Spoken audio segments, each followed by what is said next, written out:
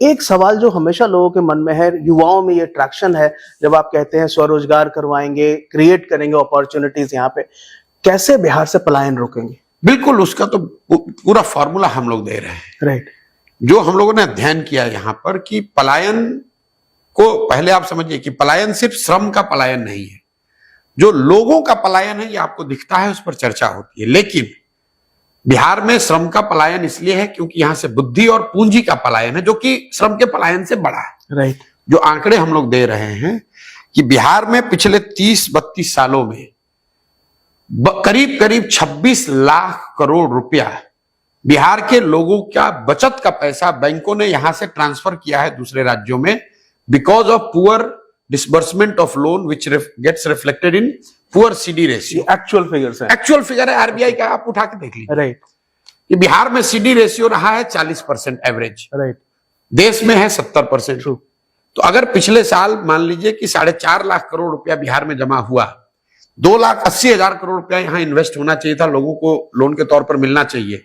Because of poor CD ratio we got only 1.6 lakh crore.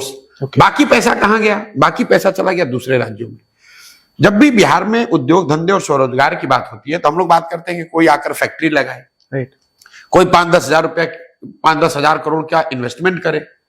आप अंदाजा लगाइए कि पिछले साल दूसरा आदमी इन्वेस्टमेंट करे, छोड़िए, बिहार की जनता का अपना, बिहार की गरीब जनता का बचाकर रखा हुआ बैंकों का 2,80,000 करोड़ रुपया आपने ट्रांसफर कर दिया दूसरे राज्य में। और ये पैसा कहां गया?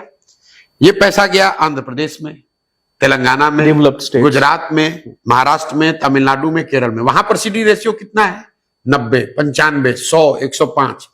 तो आप जिस दिन ये पूंजी का पलायन रोक दें, राइट, अगर पूंजी का पलायन रुकेगा तो बुद्धि का पलायन रुकेगा, क्योंकि जिसके पास क्षमता है कुछ करने की, मान लीजिए कि आप पत्रकार हैं, आप एक यहां यूट्यूब चैनल शुरू करना चाहते हैं, तो आप तो तब करेंगे ना जब यहां पर पैसा, आपको पूंजी हो, आपने कुछ पैसा अपना बचाया है, आपके पास 5 लाख रुपया है, आपको यूट्यूब की एक बड़ी चैनल शुरू करनी है, आपको 10 लाख रुपया लोन चाहिए। वो लोन नहीं मिलता है तो आप यहां से माइग्रेट होकर चले जाते हैं नोएडा, या आप चले जाते हैं बॉम्बे, वहां पर वो चैनल चलाते हैं। हम लोग कह रहे हैं कि पूंजी का पलायन रुकेगा तो उससे बुद्धि का पलायन रुकेगा, और जब ये दोनों रुकेगा तो निश्चित तौर पर श्रम का पलायन रुकेगा।